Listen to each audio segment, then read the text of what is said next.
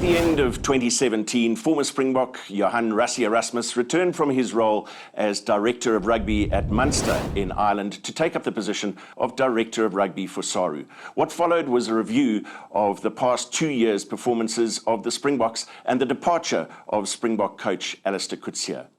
With less than 2 years to go until the 2019 Rugby World Cup in Japan, Erasmus stepped into the additional role of Springbok coach leading up to that World Cup. He has agreed to be with us today to conduct a review of the 2018 international season and look ahead to the global showpiece in 2019. Rassie, thank you for your time. Great to have you with us. And before we get into the specifics of the season, players, leaders, coaches, tactics, and various other topics, can we just clarify something once and for all? There is a perception out there that you got a 6-year deal as Springbok coach, which I understand not to be the case.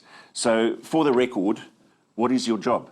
Yeah, first of all, Matt, thanks for inviting me. I think it's a wonderful thing that we can share some of what happened in this year and the planning for next year. So thanks for having me here. Now, first of all, obviously it's a 6-year contract as Director of Rugby and not as head coach. I'm only head coach till the World Cup next year. And again, I think the 6 years, as I've said many times before, is not there to protect myself, it's there to protect SARU. I mean, we all know if I don't perform as head coach or as Director of Rugby, you know, the people vote me out. And with all respect to my exco, my CEO, if we don't perform on the field with all the various departments and Springboks, then I will get fired. So the 6 years is not there for me. We all know that's only there for SARU, and the Springbok head coach is only till the end of next year with the World Cup. So does that mean, for the record, that you will only coach the Springboks until Rugby World Cup 2019? Exactly that. Why did you take on that additional responsibility then, with everything else that you had on your plate in your job description as Director of Rugby? Yeah, I think as I explained at the previous various times to the people, you know, when I was appointed as Director of Rugby, which include, you know, the Sevens and the SA schools and the junior Springboks and all the national teams, at that stage I thought Alistair Coetzee was still continuing, and then, you know, the leadership decided for Alistair to step down, and then they asked me to take the job, and I think for somebody from the outside to all of a sudden just have 14, 18 test matches to prepare a team for a World Cup, I wouldn't think that would be a fair to that coach. I would think it would be a suicide job. And for myself, who's been in the position before, I think it made sense when they asked me. And obviously, the flagship of SA Rugby is the Springboks. You know, that was the first stop that we had to fix the previous year.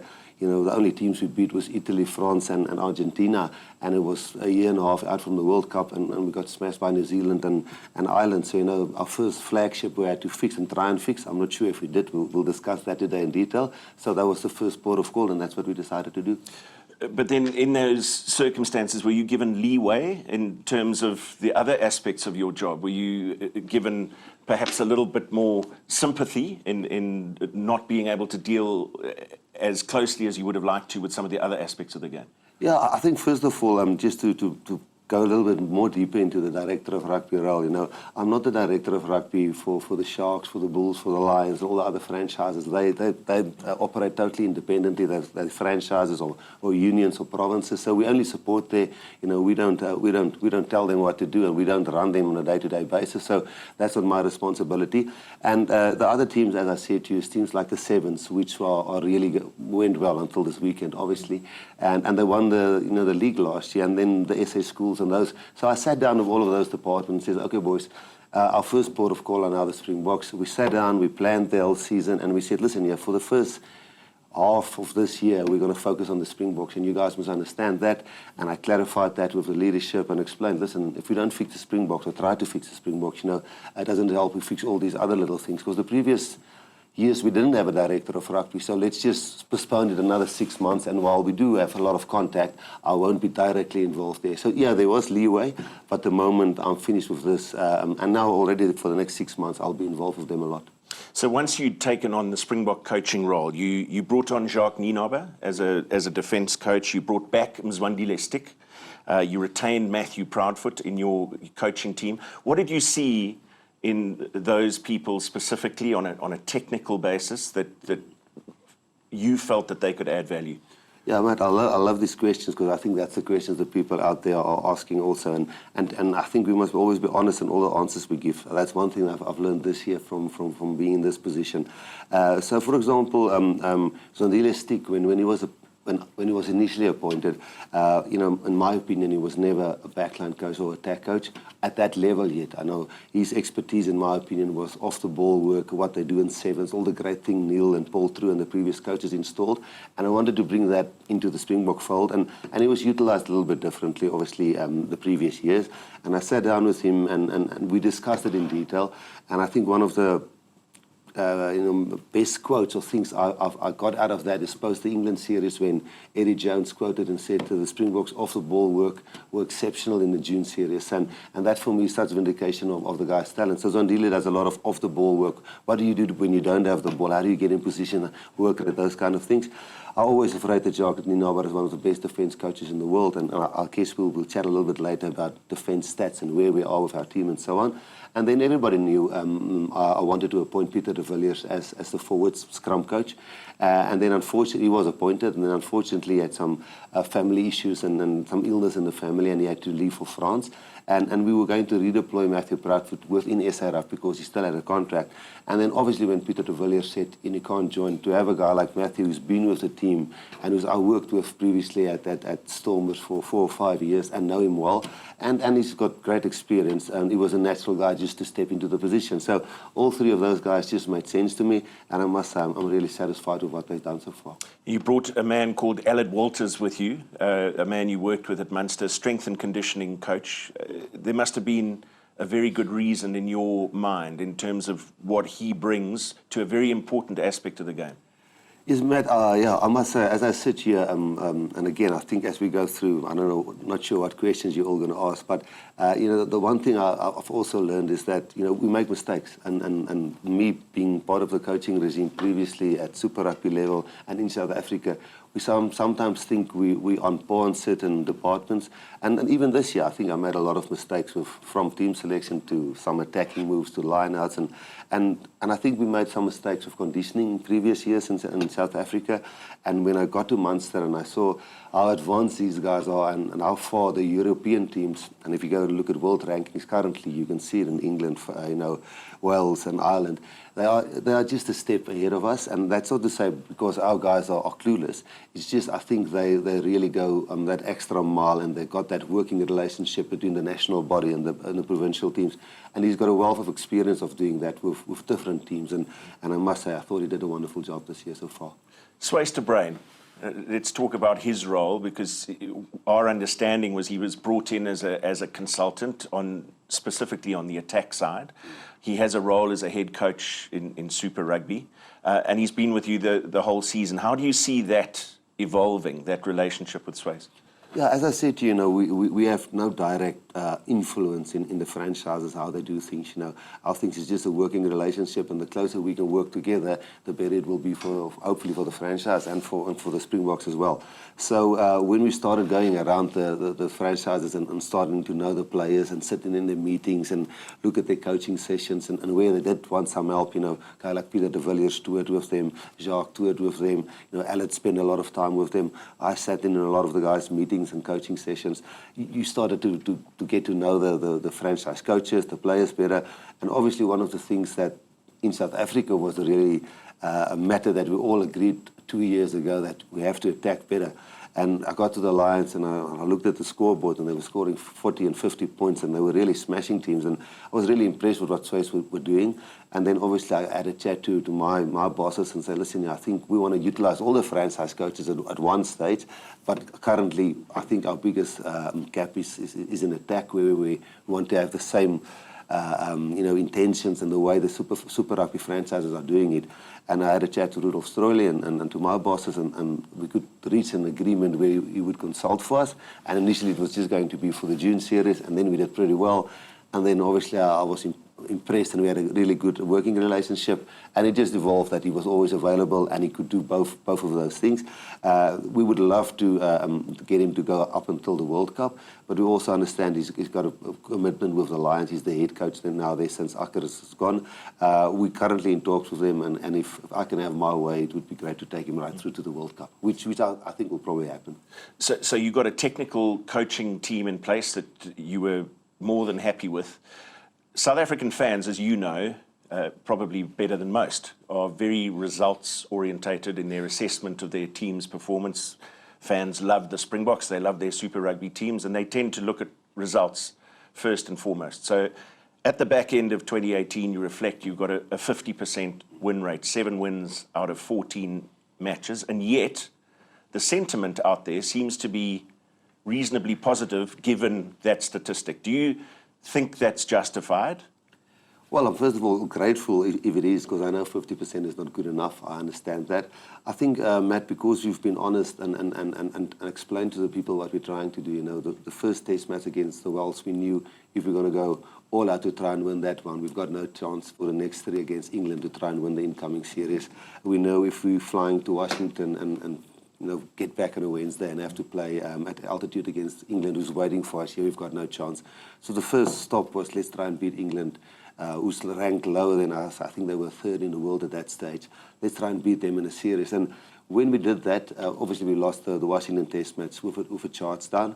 And then the incoming series against England, we won the first 2 Test matches. And then we said, listen, we're going to make some bold calls now. We've won the series. Now we're only a year out, 17 Test matches from the World Cup. We'll have to make some bold calls and test the depth. And we knew that there was a chance of losing that last Test match, but we had the series won already. And I know Test match rugby is not the place to, you know, to test and to try things. But unfortunately, with changing a coaching staff, just 18 Test matches out from a World Cup, you have to do things like that. And I really thought in that Test match, because we made a lot of changes, we did lose it. But we learned a lot about players there, and obviously then after 4 Test matches, including the Wales Test match, we had a 50% win record. Then it was the Rugby Championships. We all know, we said, guys, listen, you know, we can try and have crisis management and just win the next Test match and the next Test match, or we can really go guns blazing and try and go and beat New Zealand in New Zealand. You would recall where I said, if we're going to go to Australia and Argentina with the same team, and New Zealand hasn't travelled at all, and we're going to fly over there and think we're going to beat them, we've got no chance. So after we beat Argentina here, we changed the touring squad a little bit, and we knew that the big one is the one in New Zealand. And if we could put New Zealand in New Zealand, I think we'll have belief again, you know, the supporters would believe again. And then it worked out well. We did lose against Australia and Argentina away, which is not acceptable. But we managed to beat New Zealand, and we all know when we came back, we beat Australia. And then, unfortunately, that last Test match against New Zealand, we couldn't pip them. So again, I think mission accomplished in terms of we were 3rd the previous year, we were 2nd this year, and we managed to be more competitive in all the matches and beat New Zealand away. And then the end of year tour, we wanted to win all 4 matches. The first one, you know, we didn't, which is 80% our fault, and then I thought it was 20%, a little bit things outside our control. The 2 other matches we won, and the last one, Wales just outplayed us. So 50% is definitely not good enough, but in context how we built the squad and how we planned and how we, I think that's why people is giving us some leeway, because we communicated what we're trying to do. But I know 50% is not good enough. We're going to come back to some specifics on Rugby Championship and end of year tour, but if I may, just back to those June Test matches. Looking back, do you regret the Wales Test in Washington? Did it teach you anything, or was it just a distraction? Yeah, I think there I must have my director of rugby hat on, Matt. If I was just wanting and worried about me keeping my Springbok coaching job and not getting fired and win percentages, we would have picked our best team and fly them over there to Washington and win that match and fly them back here and try and beat England. And then when we got the series, try and win the last one as well. Because that would have been short-focused, and it wouldn't have, in terms of World Cup, you know, we wouldn't have succeeded in our course. So no, it wasn't. We learned a lot from a lot of guys there. We kept a lot of guys there, and a lot of guys learned a lot about the Springbok setup there. It was tough to lose your first Test match in charge, but I think what we got out of that is much more. Unfortunately, didn't get the result, but it will benefit us going into the World Cup, yeah. And you're starting 15 a week later. in Johannesburg against England, stayed in South Africa to prepare for that test match. And you went into that series with a very inexperienced back division, a new defence coach in Jacques Nienaber, and a new system that he was trying to implement. He said it would take time. Be honest, after 15 minutes at Emirates Airline Park, how were you feeling? Well, I felt a laugh. I sat there and I felt, yeah, life is not as fair as it should be. I thought, oh, we're really trying to do the right thing here, and we were 25-3 down, whatever the case may be. But I really thought the players had the potential and good enough to win that test match. I know there was a lot of luck involved. They could have scored another 2 tries and smashed us in that game. But luckily, I think there's sometimes destiny in the way we do things, and sometimes, you get a little bit of luck. But no, after that, next game in Bloemfontein started the same way. But a few months later, and I think we're better now. So I was going to talk about Bloemfontein, that sense of déjà vu, but it must have been very heartening in many respects that aside with that little experience in the back division especially, could turn it around 2 weeks in a row against a more experienced team. The challenge was always in those matches. Look, we had a new captain, we had 2 new wingers. Luckily, we were lucky enough to have a more experienced fullback in Willie in there.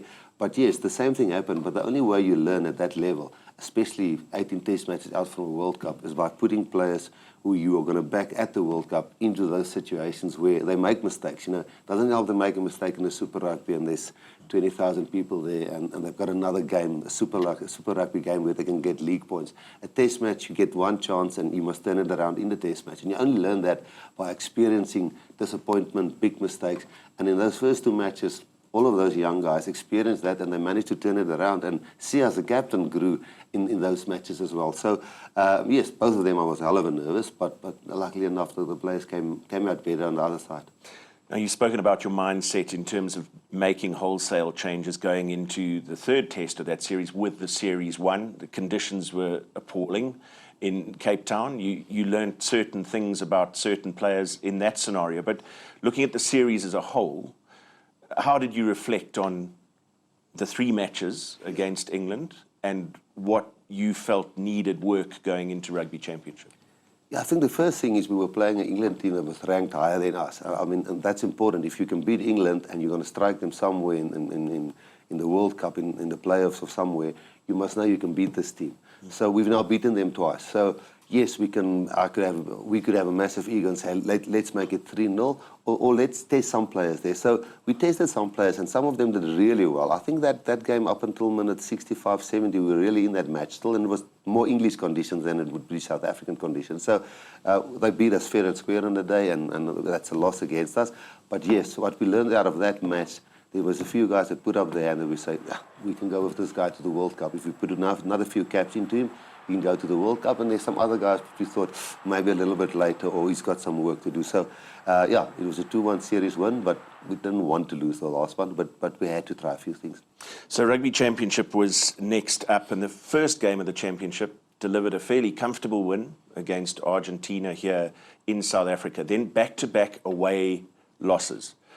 In Argentina and then in Brisbane. And it was around that time that you started to talk quite often about a frustrating inability to convert opportunities that the team was creating into points. And it became a bit of a theme throughout the season. Yes, and again, I think a lot of that has to do with coaching, and I must point the finger right back at me, because, if you create opportunities, then the players must be able to use those opportunities, but the coach must get the confidence into them, the skill set into them, and the understanding into them. It can't just be the players' fault. So I think it was a mix of coaching fine-tuning from our side.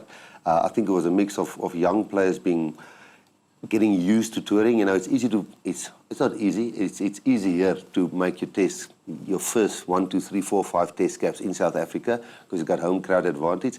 But then when you take those young boys 1, 2, 3 caps overseas, different, the referee is a little bit different, the crowd is different, you're out of your normal circumstances, you're playing Argentina and Australia, and you're a little bit more nervous, you get a little bit more tunnel vision, and I thought, because we also made a lot of changes with the idea that we want to beat New Zealand away, I definitely think the players didn't convert a lot of the opportunities which we created, and I thought, luckily for us, after those 2 games, we started converting them.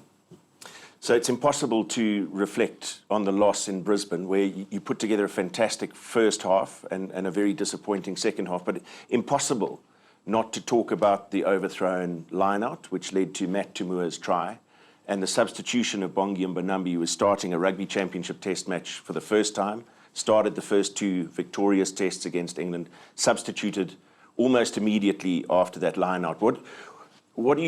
How do you respond to suggestions that displayed a lack of trust in the player, and your comment on that? Well, yes, Matt, it's great to get the opportunity to answer these things, because you see things floating around and people talking about things like this. I think one must even take it a step back to put yourself in Bongi's shoes. He started the first 2 England test matches, and then we put in Chile and Skalk Brits in the third one, which we lost, he wasn't at all involved. So he actually had a 100% win record under us as a coaching staff against England. And then obviously Malcolm Marx, who's nominated Player of the Year, who's playing really well, went right past him into the starting berth, because we all rate Malcolm really high. And then Bongi played off the bench. The interesting thing in that match, and I wish Bongi was here to talk about it today, is actually 5 or 6 minutes before that, I was planning to sub Bongi. And actually, as he threw the overthrow, I actually cancelled and said, boys, don't sub him now, because people is going to think we're subbing him because he threw the overthrow, and it will give his confidence a dent. And I think this is the forum where we should sometimes discuss things like that. A coach would never, after a player has just made a big mistake, sub him, because you'll know he'll lose confidence, his teammates lose confidence. It was 5 or 6 minutes prior to that we were going to sub him. And why? Because the only thing that I do as a coach, and this is also a nice thing to discuss with people, you've got Swayze looking at the attack, you've got Jark looking at the defense, you've got Sticks looking at the off-the-ball work, and myself and Aled is all the time just looking at the output of players. And we'll chat a little bit later. I hope the question comes up about substitutions and how we use them. But my primary role up there is to see who's still contributing, how's body language going, are we mentally in this game, whose work rate is dropping off. And that's an open discussion, if you are Rassie, Erasmus, or the captain, or the hooker, or whoever, the Springboks result is much more important than one individual. Bongi knows it, the whole team knows it. So his contributions before the line of throw-in, because he hasn't played for a while, he didn't play the last test match against England, his contributions in terms of folding on defence, and I was currently communicating that with him through Aled, the conditioning coach. So his effort and his output was beginning to drop, and that's why we ultimately always substitute guys, not because we pre-plan it. And before the overthrow, the suggestion was, tell Bongi he's going to get another 2 minutes, then we're going to sub him. And then unfortunately, when he threw the overthrow, we did make the substitution, and we tried to call it back, but the card was handed in already. The 4th official did it. So there was nothing to do with the overthrow, not at all. And he knows it, and everybody in the team knows it. But staying with the hooker position, and you mentioned Skalk Brits in there, you've been roundly criticised for keeping Skalk in the broader environment. Can you shed some light on that? I mean, I've been fortunate enough personally to spend a lot of time in the environment. I see the value that somebody like Skalk can add off the field, but also on the training field, the attitude that he brings. But perhaps you can expand on that a little bit. Yeah, I think first of all, not all the things I think I do are correct, and sometimes you get proven wrong. So maybe these are one of the things that we'll see if I was correct or wrong in making changes. And when we do team selection and squad selection, there's a lot of people who agree and disagree. But going to Europe and playing there, and having a perfect example, you look at Bongi when he came on, played in the Currie Club final. He missed a few lineouts, and the Sharks won the game, and there were some question marks around Bongi's, and everybody remember the Brisbane overthrow. And then take it 4 weeks later, where Malcolm actually didn't have a great performance in the first test match, and then we played against France. We were busy losing the match. Bongi came on, he hit 5 darts perfectly, found the jumper, he scored the final try. I think a guy like Skalk Brits had a massive role to play in that, helping, because Bongi is not a child anymore, but he's not a test cap who started 50 test caps. So before a World Cup, getting a guy like him with the support like a guy like Skalk Brits in training sessions, is not a guy who's just looking for this guy's position. He's a guy that's helping a guy with his angle, with his throwing, his scrumming technique, knowing the conditions in Europe. And I think a lot how Bongi has progressed, and won that French test match for us was through the helping of a guy like Schalk Brits. So that's not at all to say that Chile and Akker and all the other great hookers in South Africa doesn't have a chance. But I felt in that specific tour, Schalk Brits is what we need to go and play in Europe. And we wanted to win all 4 test matches. We only won. So we'll see. Schalk is going to play a whole Super Rugby next year for the Bulls. We'll see, was I right, was I wrong? Is he still competitive enough? But in terms of what we wanted to achieve in that tour, he did a perfect role for us. And just to extend that to the end of your tour, we're jumping the gun a little bit in terms of our chronology, but the attitude of all the non-playing reserves, if we can call them that, on the end of your tour, you had a big squad, was absolutely outstanding. There was that sense that they were making a contribution to the Springboks, regardless of the fact that they weren't getting game time on Saturday. Yeah, Matt, and that's also maybe a good time to answer the following question, because, we took 36 guys on tour, but the initial squad that went on tour was something like 30, because the first match against England was outside the window and we couldn't use our overseas-based players. So a guy like Franco Mostert, Francois Lowe, Faf, and those kind of guys weren't available. So we had to take a J.D. Schikkerling with. Of course, Franco wasn't available. Lewis was just coming back. We had to take a guy like Luis Schreder, who I desperately wanted to work with. So initially the squad was big. Now we had 2 decisions. Do we send these guys back, or do we now, because after the first test match against England, we had another 3 matches to go. And now we had 4 or 5 guys who we knew that is not going to get game time, apart from if we get injury or somebody totally loses form. But we had this discussion with all of those guys present and said, boys, it's going to be a 4-week tour. You helped us in this first week. Yes, the World Cup squad is only 31. 36. So in theory, only 5 guys must fall away, plus the injured guys in South Africa. We must come into contention. But working with you for the next 3 weeks, you can help us go through this tour and help us be successful and work your way towards the World Cup squad. And I think they were marvelous. And I think for us to have another 3 weeks coaching JD and working with Luis Schreder, and there's so many examples that I can use currently for you, Ruan and all the guys there.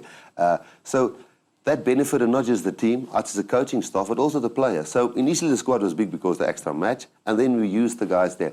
And if you go and look what New Zealand does, they toured with 51 guys, because they tested guys before World Cup here. So it was just beneficial for us.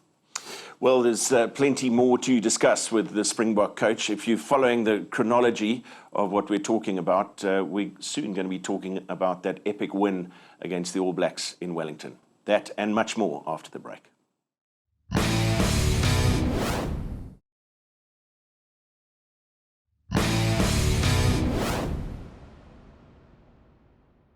Welcome back to our review of the Springboks 2018 season, along with Director of Rugby at SARU and interim Springbok head coach, Rassie Erasmus. When we left you, we discussed the test match in Brisbane, frustratingly lost by the Springboks. And in the lead-up, Rassie, to that following game in Wellington against the All Blacks, you started to talk for the first time about, if I'm not good enough, then I must face the consequences. And the New Zealand media were very quick to pick up on that. Did you really genuinely feel under pressure in that week for your job? Yeah, and Matt, as I said here today, I'm going to say this, I think, when I get into my role as Director of Rugby as well, no matter how long your contract is, if you're not performing, like our goal was to go and win in New Zealand, and our goal was to beat Australia away and Argentina away, but our big goal was to try and beat New Zealand in New Zealand. So if we did all this planning and all these things, and we did team selections with this New Zealand match in mind, and we didn't succeed there, then it means the planning wasn't great and the execution wasn't great. So I just felt, we lost in Argentina away, which we never should have done. Not a Springbok side shouldn't lose to Argentina away.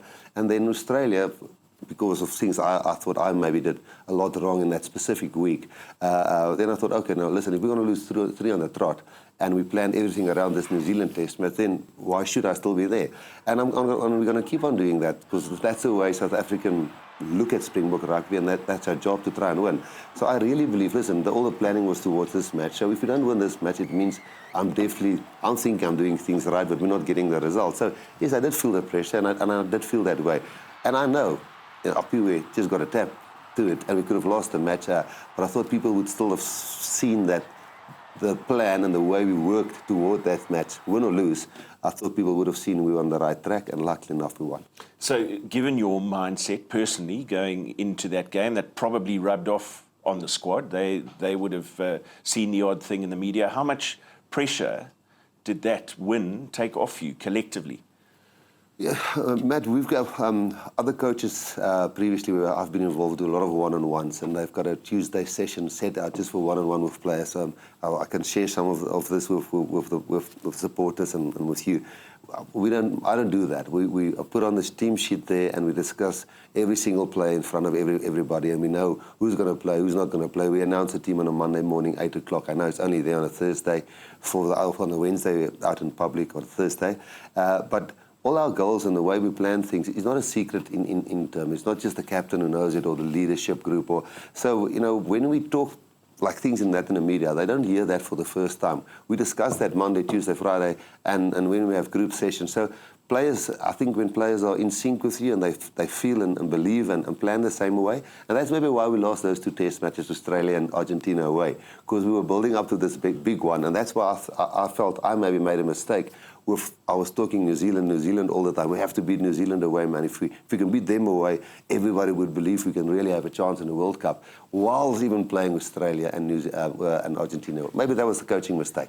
So I feel the players were more in sync. They didn't feel the pressure, but they were more in sync with the way our management team were planning that game. What did it tell you, though, about the mindset of your players and your captain, your leadership, to be under that level of pressure and experience that level of adversity, 2 early tries by the All Blacks, and to show the bloody mindedness to hang in there, and that defensive effort north of 230 tackles to close out that game?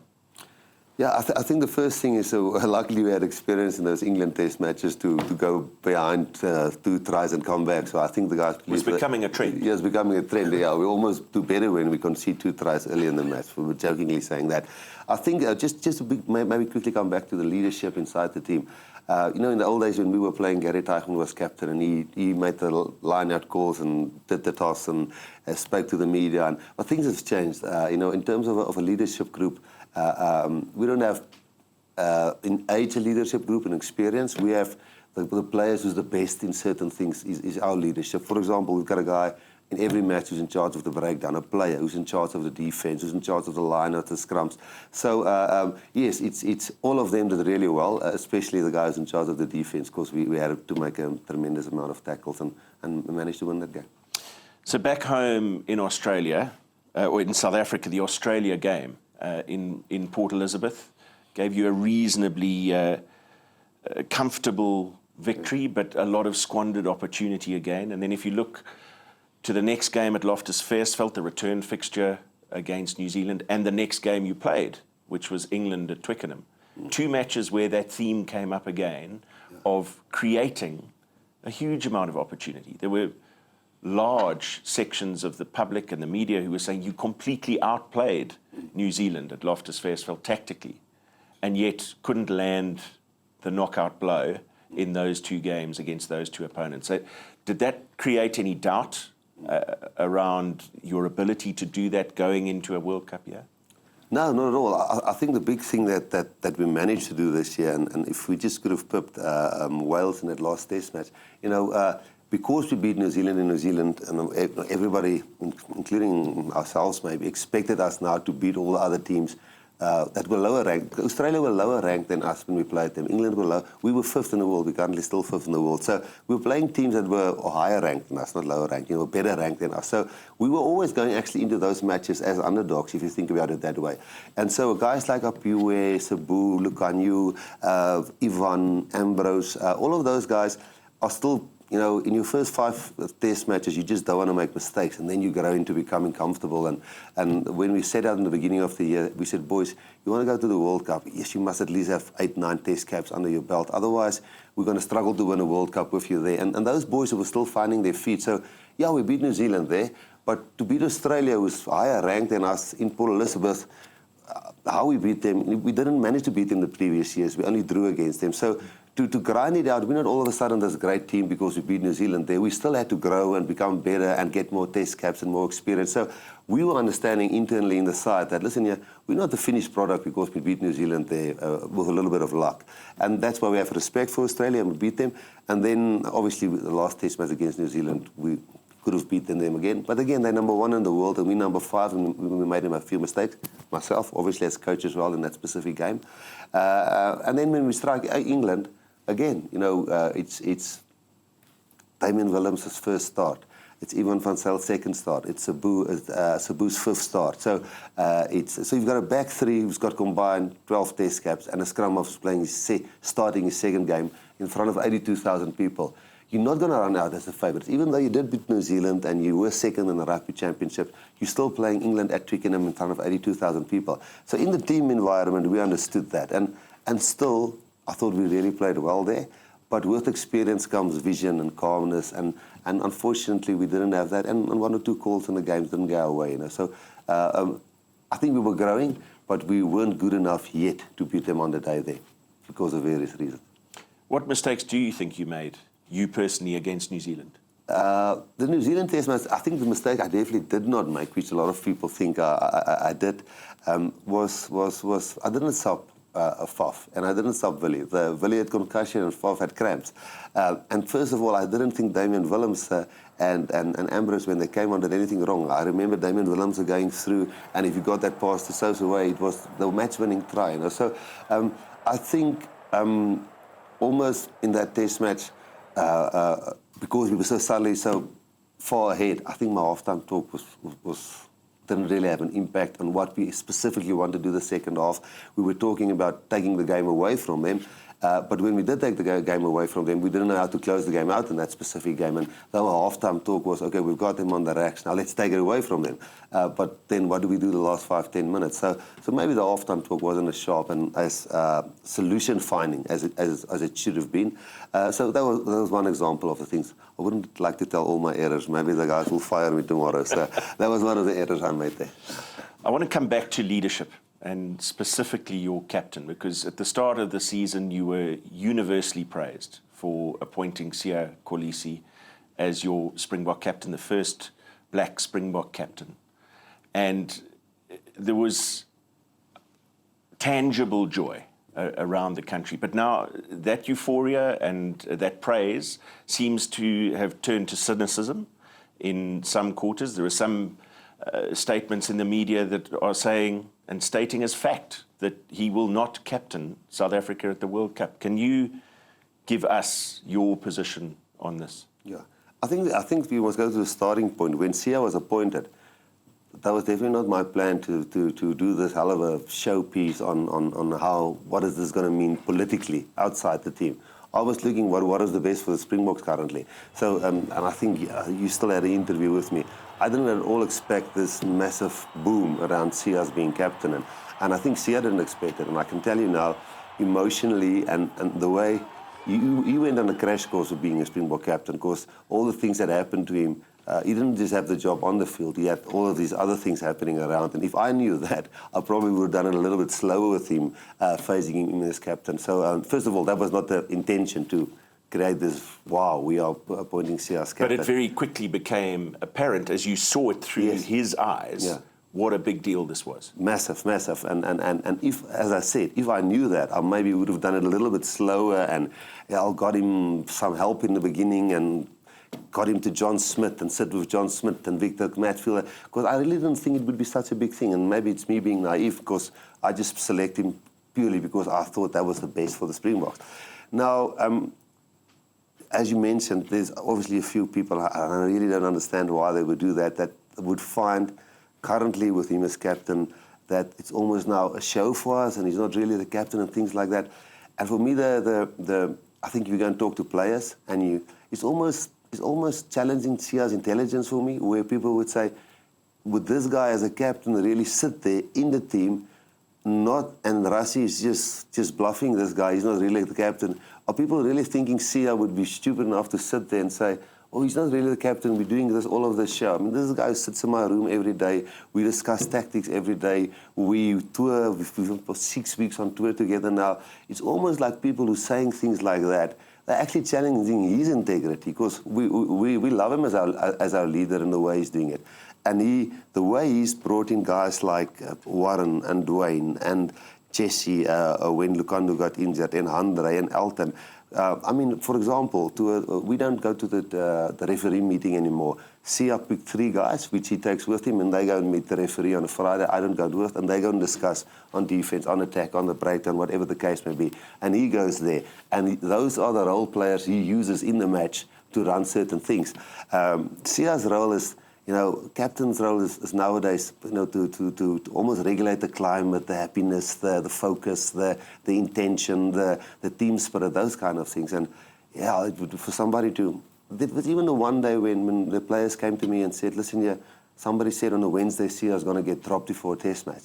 And we announced the team on a Monday morning, 8 o'clock. We put on the team sheet there and we said, okay guys, this is the team. This guy's got an injury, this guy's bracketed for him. And we discussed the whole group in front of everybody. So sometimes the people who say those things quickly loses a lot of respect inside the team, because the team's been announced on Monday and somebody says on a Wednesday, Sia's going to get dropped. So it's unfortunate, because if I'm still here with the World Cup and Sia's injury-free, he's going to be the World Cup captain, and I've said it the other day to people. So yeah, it's unfortunate that people would do that. So you can't say it more clearly than that, but I want to stay with Sia, the player. Yeah. Because the other criticism that's been levelled at him, maybe because he wears a 6 on his back, is that he's not a fetcher. He's not doing enough over the ball. Yet, preparing for the Wales test, I came across a statistic that in the Tier 1 nations in 2018 Test match rugby, he's beaten more defenders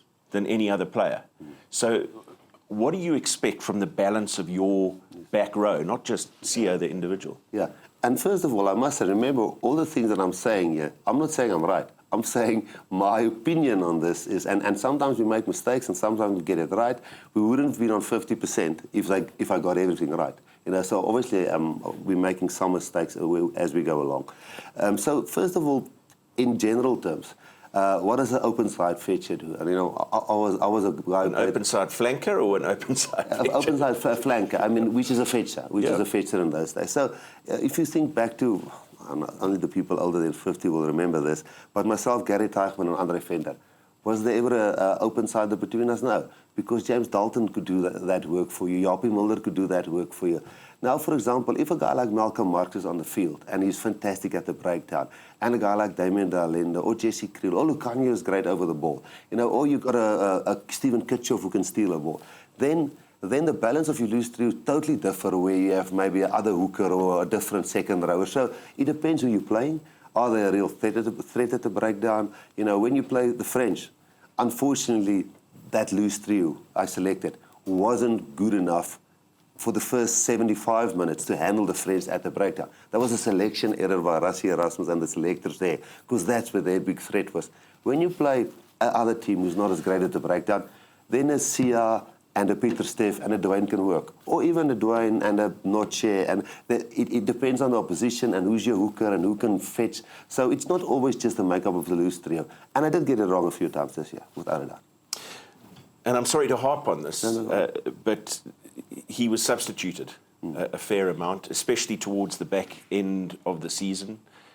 Does that come back to a similar conditioning aspect that you're discussing on an ongoing basis with Aled Walters? Because again, you were criticised in the public domain for the captain being substituted. Yes, and I understand that totally, because if you are just a supporter who supports the team and you're busy playing a match and, there's your captain going off, I understand that, because you're not maybe currently in the professional game and understand where the game is going, and you're not following that. You're just a fan supporting that. I totally understand why something like that could baffle you. But if you've been in the game in the recent times and the way the game is evolving, with GPS and stats, and you can measure every meter the guy runs, the efforts, the high intensity efforts you have, the actions you have on the field, all the things you can measure and you can see. And we have a simple theory in the team, and I can go and ask you to any of the 36-man squad. The moment you empty your tank on the field, and the moment you've emptied your tank, you put up your hand and you say, I can still go on or I can't, because you've got 7, 8 guys on the bench who's just as good as you, they may be just a little bit behind you, and they can go and finish the game for you, or you can still go. Like a prime example was the last test match where I wanted to get Francois Low on. against Wales in one of the three loose forwards position. But Dwayne had a shoulder injury, and it looked like for me, his physical output wasn't there. He was aerobic, he was running all over the place, but he wasn't making the same meets. That's when I asked him, what's wrong with him, because I wanted to get Francois on. So Sia would tell me, he would tell Elliot, listen guys, I can feel I'm not getting there anymore, because his role is to give us high numbers, give us line breaks, give us ruck cleans, speed on the ball, those kind of things. So if he as the captain says, listen, I'm struggling a bit, it would be the stupidest thing in the world to keep him on the field. And do you get that level of honesty and input from your players? There's some guys who obviously wants to play the whole game. You just, Franco Mostert, you just keep on going. But I also want to get that out of him, because, at some stage you're going to struggle to do the same as a fresh guy who's almost as good as you, who can do it for 15, 20 or 30 or 40 minutes. And yes, if you get it from our captain, I think we're getting it from 90% of the players. There might be one or two, which I don't pick up live in the game with the stats and help we have, that's efforts maybe dropping a little bit, and you only see it post-game. And you ask him and you say, I felt I could go a little bit more, but I didn't tell you that. That's why Eddie Jones called them finishers. It's not substitutions anymore. It's guys who can really make a difference. It's a 23-man effort. And in fact, in the case of a World Cup, as we look ahead to Japan, it's a 31-man effort, because what we witnessed on the end-of-year tour, which I've mentioned before in this interview, that level of commitment from the broader squad, they're all contributing to the Springboks. But specifically off the bench, on this end-of-year tour, we saw some phenomenal contributions. I mean, Paris was a clear example, the turnovers that were won, the line-out throws you mentioned from Bongi Mbonambi, his decision as to when to break away from the maul. We also saw similar contributions in Scotland. Yeah. And again, that's where I feel guys like, as you say, the J.D. Schickerlings, the Ruans, the Skalk Britzes, even Wilco at the end when we gave Vincent a run at the end. The way those guys help you prepare for the test match is almost more vital than the actual bench, because they know they go on. They're going to have a contribution on Saturday. Those other guys know we're actually just training there. So first of all, you must thank them. Yes, exactly, and those guys. But you do get then other positions where the game is so tight and you want to give guys, but they don't have the same experience. Emrys Papier is a great example. Even Van Zyl is a great example, where a guy like Faf is doing so well in some games, and the game is so close. And we're not in a position like New Zealand, who's got a Paranara and Aaron Smith, who's got 60, 70 test caps. So there's a difference between the two players in terms of experience, not potential, experience. So you're sometimes nervous to make some substitutions, but sometimes with a player on the bench, you just know he's going to contribute more than the player on the field. And again, that's an open discussion with everybody on a Monday on the board. It's not a secrecy thing. We're going to sub this guy or do that. It's an open discussion. The whole squad knows it. I want to talk about transformation, because Saru's transformation policy has been openly published. And so it's a two-part question.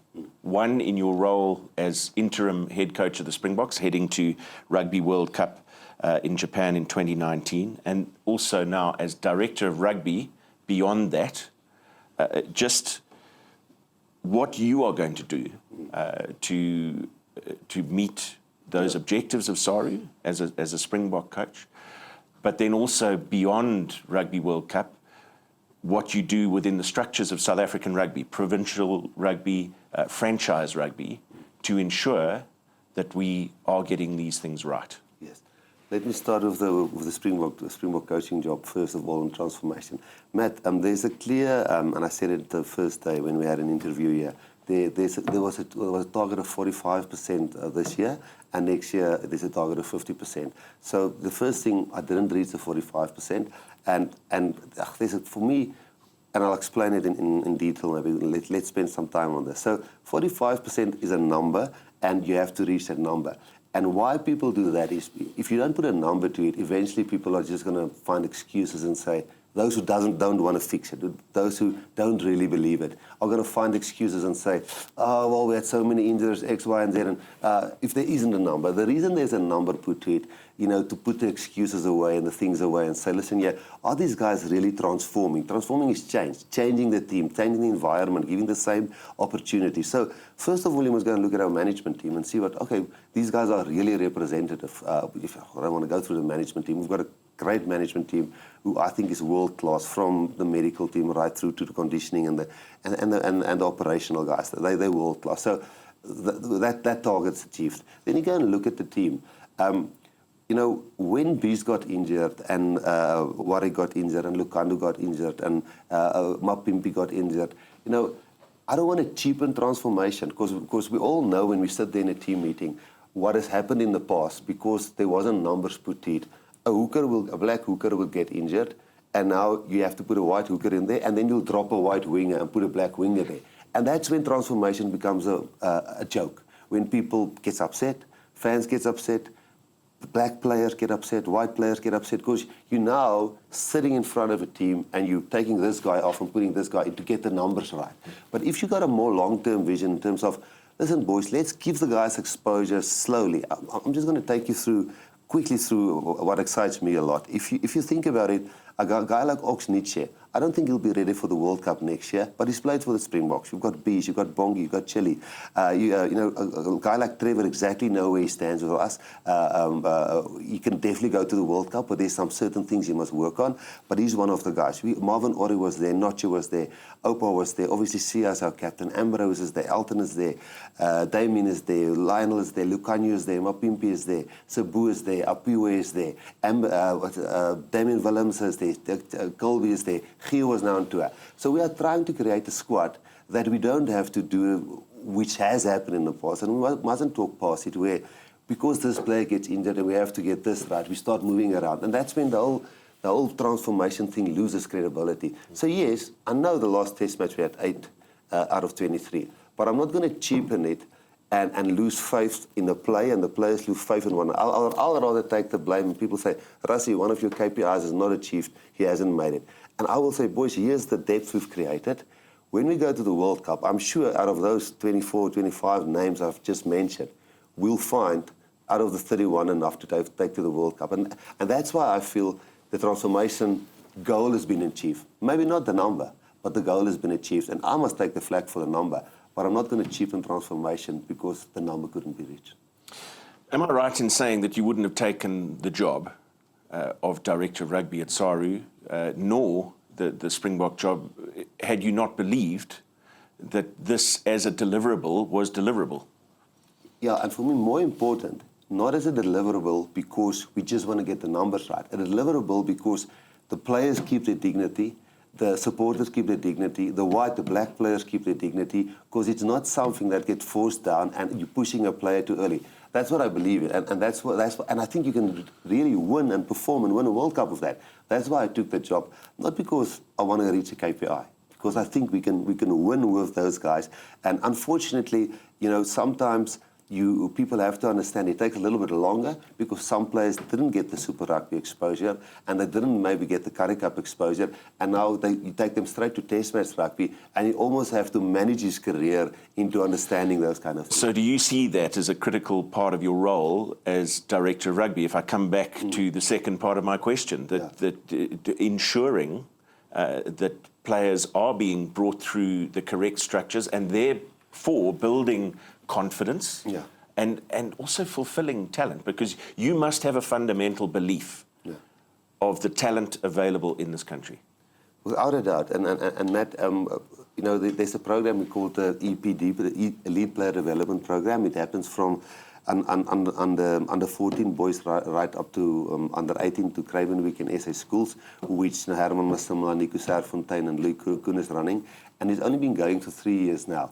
And I'm certainly going to start reaping the rewards from that, let's say in the next year or two, where we identify under 15, under 16, under 17 boys, and we have certain interventions, specifically with transformation, certain intervention, even if it's a diet or gym facilities or boots or getting a mentor to the guy. And listen, there's always a shortage of money to help support those boys, but if you don't do that at that age level, we will always sit with the same problem on top when you get to Springbok level. So there's great work being done there. Unfortunately, you won't see the rewards today and tomorrow, but you have to start. We did start it 3 years ago, and then I went to Ireland, and I think you start seeing it coming through now, grade 12, and those ages, and when the SA schools team from now on got to get picked, I think you'll see that coming through. Not unfortunately. Then at franchise level, I can't dictate to Robbie Flack or Robert de Pre, because I've been there. You know, they have to keep their jobs. They can't keep Rassie, Erasmus and SA Rugby happy. So now if Robbie Flack gets fired because he doesn't perform with the Stormers, and I said, hey, Flecky, help me out with X, Y, and Z. I'm not going to save his job because he gets fired, he didn't win. So being it game plan, being it tactics, being it team selection, being it transformation, whatever the case may be there, we can't dictate there. We can just request and work together and try and build that working relationship, because I am not the director of rugby. They operate on their own there. But presumably it's something that arguably needs more regular review. Yes, definitely. I think, and without pointing fingers, because I've been in that position there, that's why I think it's so important that elite player development pathway, where you feed them, where they've got players who's conditioned well, exposed to tactics, not just fast little guys, but guys who can scrum, who can maul, guys who's been holistically developed when they get into those, so that Super Rugby coach has a finished product there, and you know he knows he can perform with them there. So I think, because we now started 3 years from the bottom up, it's going to get easier and easier for the franchise coaches to select those players, which I think has enormous, tremendous talent. Well, there's still much more to cover with Rassie Erasmus, including preparations specifically for Rugby World Cup in Japan next year, and how he is going to be able to interact with the franchises, the players, the coaches in that preparation period. That and more after the break.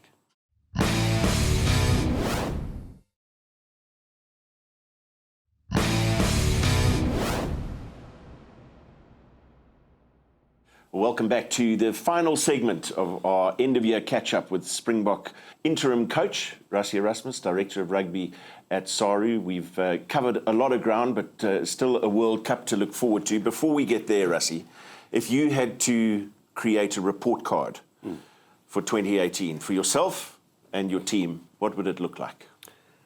I think overall, you know, the three things we said last year, and I think if you guys go back and look at the interviews or you go and ask the squad, the three things that we try to do, basic things, we just clearly marked it out. We want to start winning against teams that are real contenders in the World Cup, so we want to get that winning habit back, and which we only achieved 50%, but I thought we beat some decent teams this year that were higher ranked than us. Number two is to really transform the team and not just put lip service to it, but really transform the team.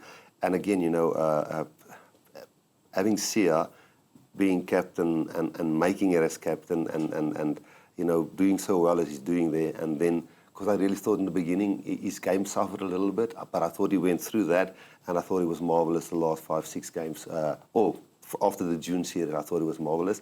And then we had a guy like Apiwe, who's the world nominated him as young player of the year, not us, and he received that. So I definitely think we'll be getting that right. And the third one is then try and, with those two things, you know, get the respect back of the people that we see. The effort is there. We're proud of being Springboks, and we really, every match, we have a real chance if it's New Zealand or Wales or so.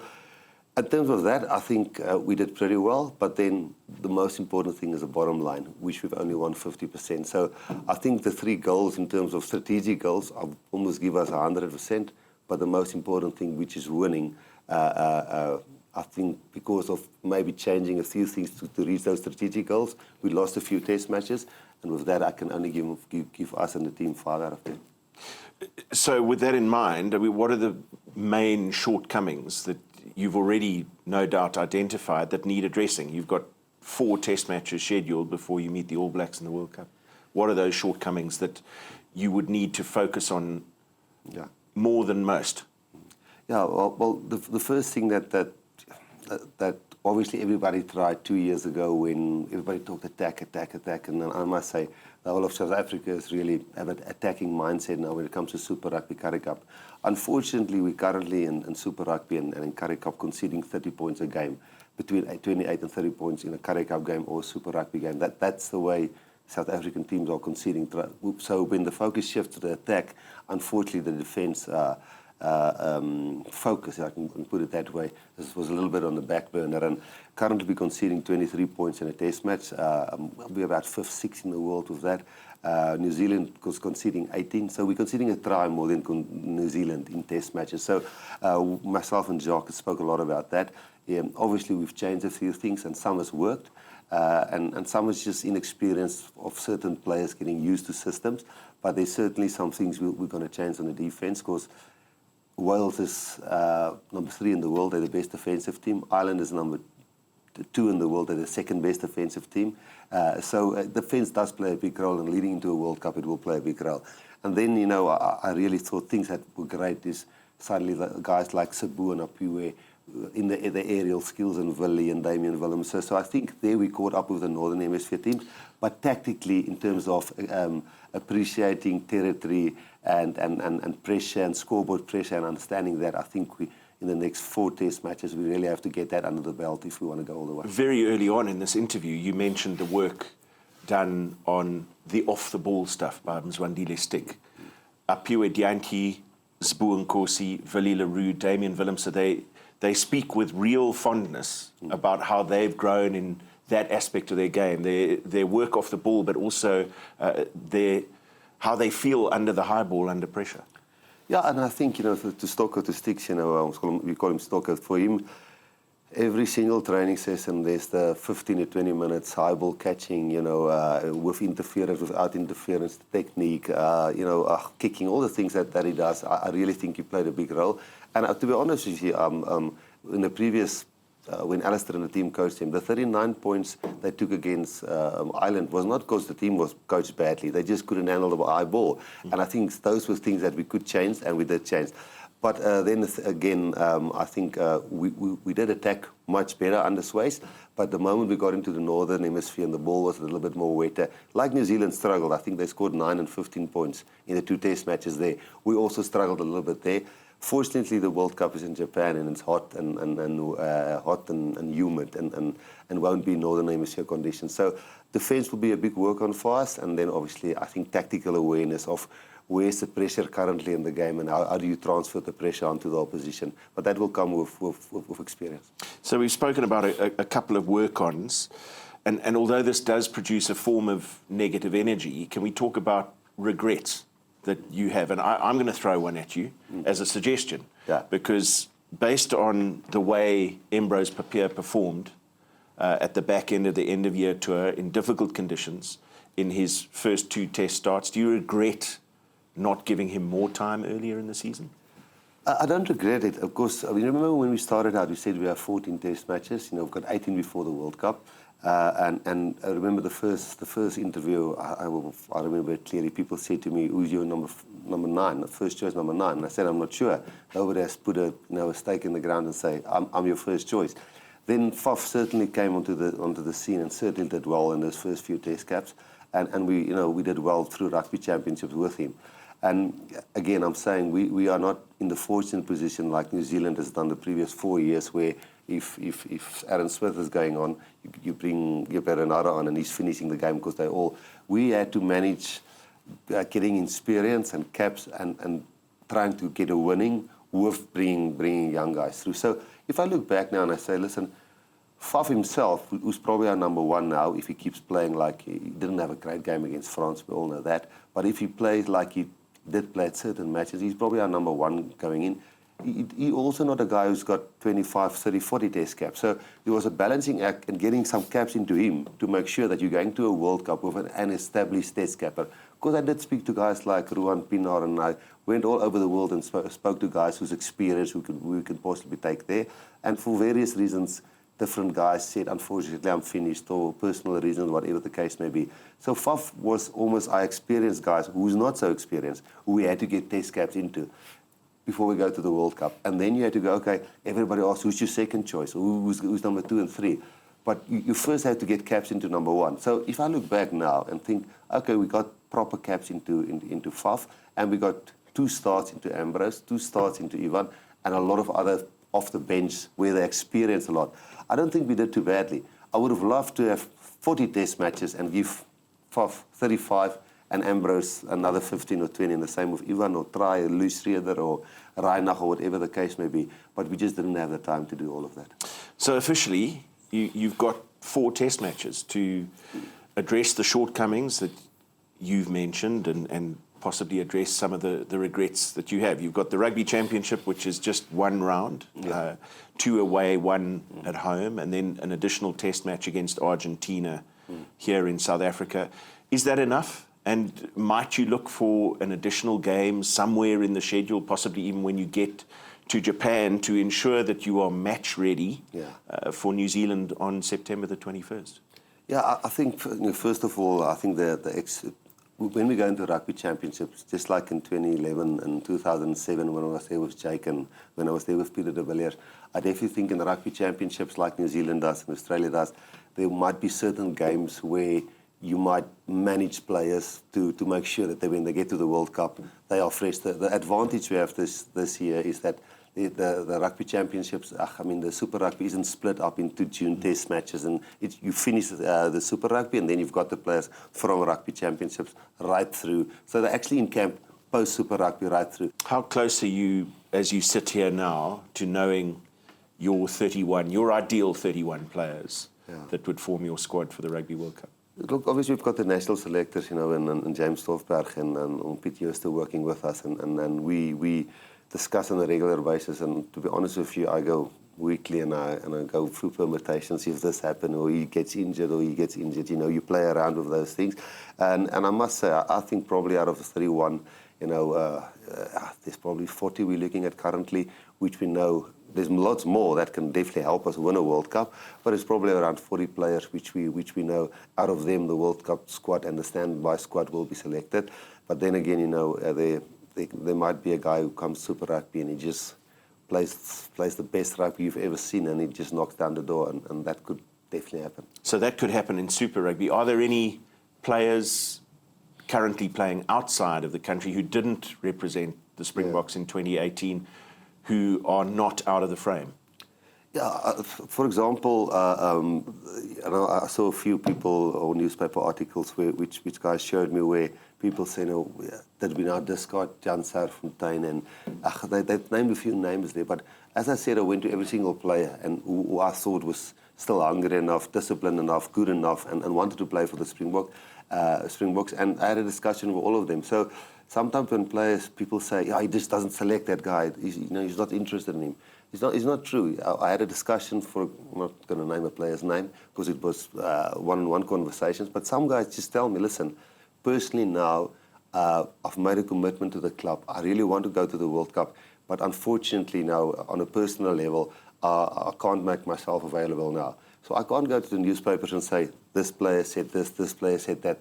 I did discuss it with everybody, and no, I didn't discard Jan Serfontein. For this specific year, his circumstances was like that he couldn't be selected, So definitely there's a few guys there, especially if you get injuries, who will look at and might consider. And if you did that, how much preparation time outside of the Rugby Championship would you have? Because there's not a lot of time available to get players aligned, is there? And that's always the gamble players who goes overseas will take. If you go overseas and you're not available and can't come to a camp and you're not available for a pre-season camp or for a lineman camp or to just come and discuss tactics with you, unfortunately, that's the risk you take when you leave the country. And remember, we're still going to always pick the best player locally because we have access to them and we see them and they're loyal, if I can put it that way. But sometimes just because of injury or specific position or experience, you have to go and look abroad, like, for example, a FOF. But that's the risk the players take when they're over there. Let's take Jan Serfontein, for example. If all the players currently in the position really play well and we don't have access to him and he can only play 4 matches to us and the guy's currently playing well, it will be tough for him to come into selection, but it might change if players lose form or something like that happens. The Springboks side of the draw in Japan is really tough. Yeah. You in the same pool as New Zealand. The loser of that game, almost certainly, but not definitely, will meet Ireland in the quarterfinals. So sad in a way for the tournament that it'll lose one of those 3 teams at the quarterfinal stages, almost certainly. Yeah. Do you scenario plan, or do you just go into a World Cup saying no team has ever won a World Cup losing a game on the way, so we have to go and win 7 games? Yeah. I think the most important thing this year, I said it a few times tonight also, the two teams we couldn't beat this year, who I think is really World Cup contenders, is Wales and Ireland, and we didn't play Ireland. So all the other guys which we played this year, I really believe is World Cup contenders. So even Scotland, because Scotland almost beat New Zealand last year in New Zealand, and they were at 9 on the trot there. So I think Scotland is also a little bit of a dark horse there when it comes there. So we couldn't beat Wales, and I really think Wales is a serious contender when it comes to World Cup, especially in that pool that they are there. And then we didn't play Ireland, who's number 2 in the world. So if we start looking at all those teams, it just makes you nervous, and you think, shit, okay, because we can lose against anybody currently, we've seen that, or we can beat anybody currently. That's how close the margins in the games were. So unfortunately, we don't have another route than going game by game. It's an old cliche, but we have to beat New Zealand, and then we'll go on and on and on. And if it's Ireland, we strike because they are second in the pool and we beat New Zealand, or the other way around, then we have to plan and beat them. And I was there in 2011 when we all planned for Australia or Ireland, and then we actually got Australia because Ireland beat Australia. So it never works out the way you plan it. How different a national team do we have now, sitting here as you reflect on the 14 test matches, to the one that took the field against England in Johannesburg in June? And second part of the question is, have you seen enough in their evolution to convince you that they can go all the way in Japan? Yeah, the first thing is, Matt, firstly, I must have made a lot of mistakes. We've spoken about a few here, which I did through the year. So we are the team currently. I wouldn't like to promote it mediocrity and say we're happy with where we are, because we won 50%. So, but when I say that, I also can't, because there were so close margins in games, now stop saying, listen, I'm not happy with Cebu. I'm happy with Cebu and Apiwe and yeah, the way Andre played, and Elton did when he came on now, for example, in a few test matches, the New Zealand test match away. So there's a lot of good things that happened, but the most important thing is that the close games that we lost, we must start winning now. So, but I think we've put ourselves now in a position where we can win every single match. We didn't do it, but I felt previously we were sometimes just totally outplayed, which never happened. So I think we did evolve, but we have to go another 15%, I believe, if we want to win the World Cup. Rassie, finally, and relating to the very first question that we got to in this interview, how would you articulate your vision and your responsibility towards the players, the stakeholders, the fans of South African rugby, both as coach of the Springboks going to a World Cup next year and as Director of Rugby for SARU heading into the future? Yeah, I think that if you go and ask any player now, the biggest thing that I would want people to understand about players and about myself, anybody who's involved with the Springbok team, first of all, there's no entitlement. I've got there's no reason why I should stay in this job without deserving it. There's no player that should stay in the Springbok team without deserving it.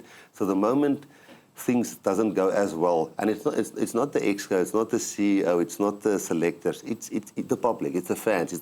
They can see if it's going well or not going well. So entitlement should go out of SA Rugby in terms of coaches, in terms of players. So that's the first thing. We must work so hard that people are proud, and that we win regularly, that we fix transformation, and that our image and our brand of not just our national team, all our teams are, and now I get to my director of rugby, of all of our teams are people can see it's really happening there. It's not just lip service. So hopefully that comes through with the Springboks. Otherwise, I won't be in the position in the next 12 months.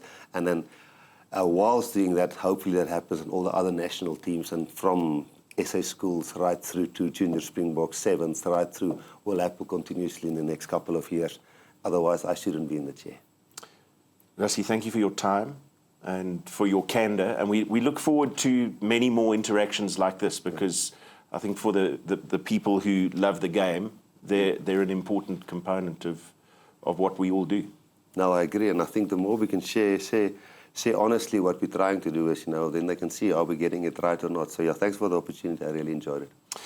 So there it is, a review of 2018. We could probably spend a couple more hours doing both that and looking ahead to Rugby World Cup in Japan, which, based on results all around the rugby world in 2018, is surely going to be one of, if not the most closely contested World Cups in history. We look forward to bringing you the Springboks journey to Japan and beyond.